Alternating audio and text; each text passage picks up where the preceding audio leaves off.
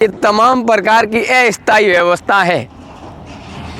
ये इतना सारा क्यों सरकार खर्चा कर पा रही है?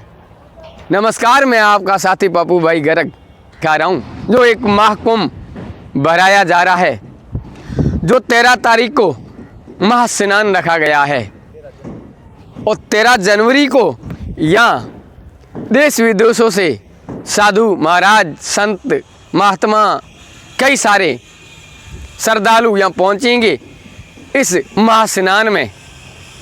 ऐसा क्या है इस स्नान में जो इतने लोग देश विदेशों से आ रहे हैं? क्या है इस नदी में ऐसा, वो मैं बता देता हूँ। उससे पहले एक बार इस वीडियो को शेयर और लाइक ज़रूर करना। इस नदी में क्या खास बात है? ये नदी 3 अलग अलग आती है। वो 3 नदी कौन सी है? गंगा, यमुना, सरस्वती।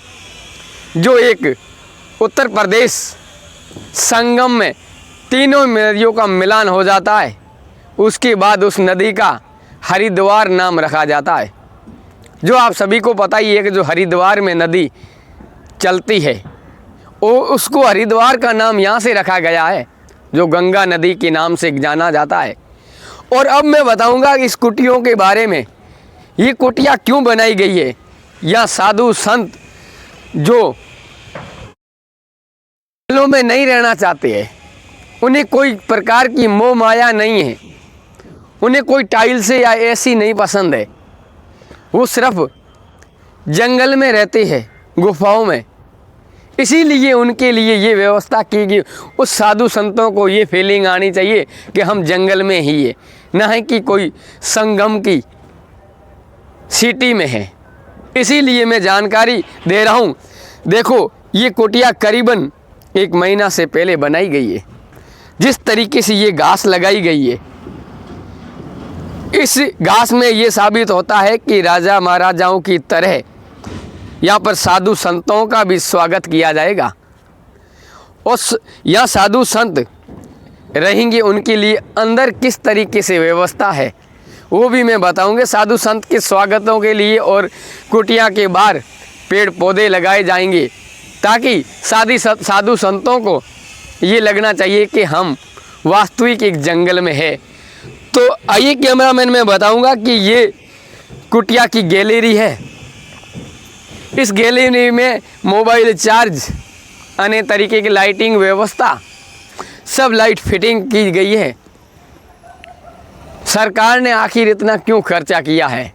या कोई प्राइवेट कंपनी कर रही है, या कोई आश्रम वाले कर रहे हैं? और अंदर की तस्वीरें मैं दिखाऊंगा। कैमरामैन से कहूँगा आप अंदर आइए, दिखाइए किस तरीके से जो व्यवस्था की गई है।